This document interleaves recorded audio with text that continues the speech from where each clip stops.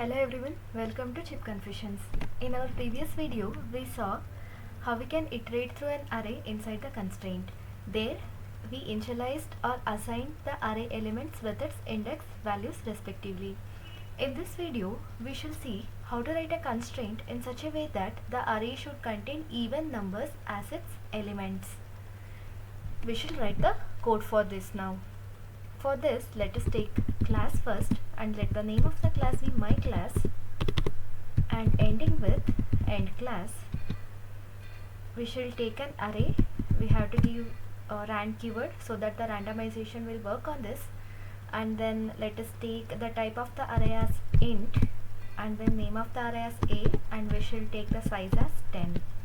We can even take a dynamic array and constrain the size to 10, that we shall see in further sessions. Now we shall write the constraint now so that this array should contain only even elements. Let the name of the constraint block be C1 in between curly braces.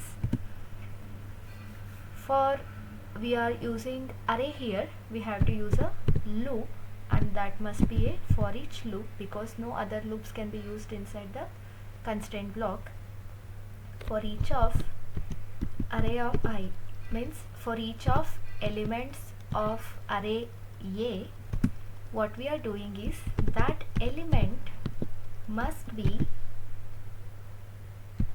even. For that we have to do mod 2 and equivalent to 0. What we are doing is we are dividing the number by 2, and we are checking whether the remainder is 0, and only if the remainder is 0, that number will be allotted as an element for array for respective index.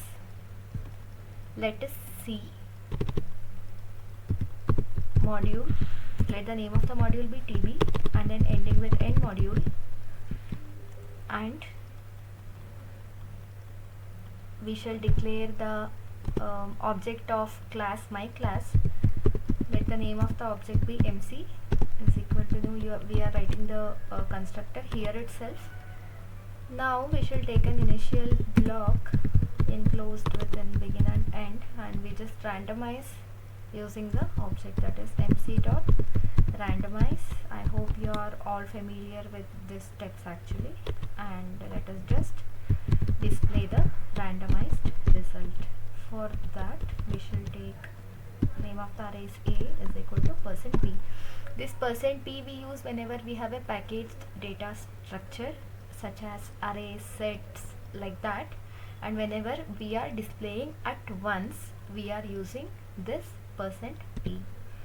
And mc.a, because as we know, whenever there is a property or method belonging to some class which has to be accessed outside the class, means we have to use object of the same class.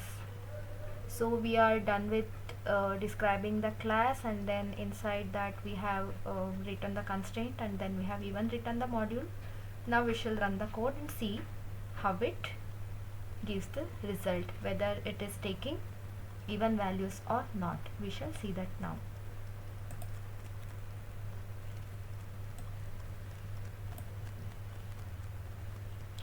Yes, we got the result is equal to, like, we just check with the end numbers, that is 20240240008. okay, these are all ending with either 0 to 48, which is nothing but the even numbers. Now just to increase or improve the readability, what we can do is we can take bit type and let us restrict to 5-bit number, and we shall run the code and see whether we are generating smaller numbers or not, just to improve the readability.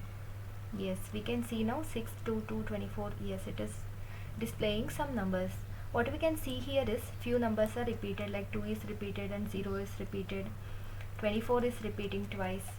Let us see, because we know randc, what it does is it is cyclic randomization. As and when, until the complete numbers in that range are completed, it will not repeat the numbers in that range. Let us see now whether using randc will stop this repetition or not. Let us see now.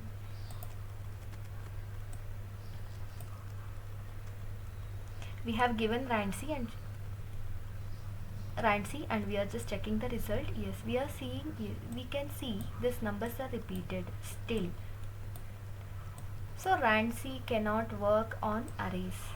Then what we can do, if we have to display or if you have to get the numbers to an array which should not be repeated, for that we have a keyword in system verilog that we are going to see now. We should take it in separate constraint block. Let it be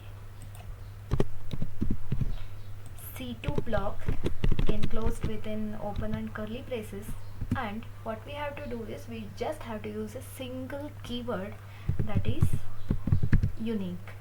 This will return the unique values.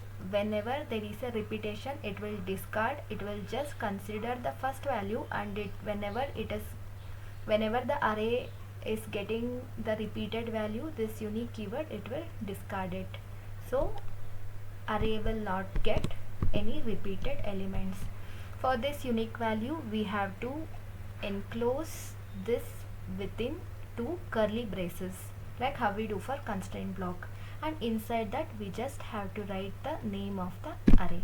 We need not to use any for loop, for each loop or any other loop here. We just have to use unique keyword, and within the curly braces we just have to write the array name. We shall see now whether this is working or not.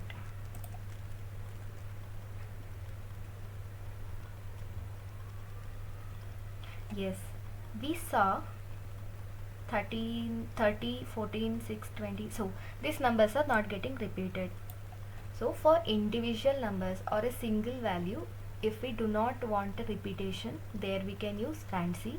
If we are operating on an array where we are seeing continuous or where we are seeing some repeated values, to avoid that repetition, what we can use is unique. Unique can be applied on arrays. So this is for today. In the next session we shall see how we can work on same example we will take, and we shall see with dynamic array how we can work and how we can constrain any array with a size and decide size, how we can constrain. Thank you so much for watching. Please like, share this video and subscribe to my channel for such more videos. Keep coding, keep learning. Thank you so much.